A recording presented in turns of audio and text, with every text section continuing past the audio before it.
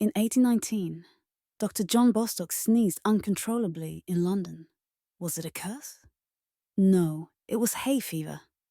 Bostock, a curious physician, began documenting his symptoms. His relentless sneezing led him to discover a seasonal pattern. But why only in summer? He realized pollen was the culprit. Bostock's findings puzzled many, but they laid the foundation for allergy research. Imagine a world without this discovery.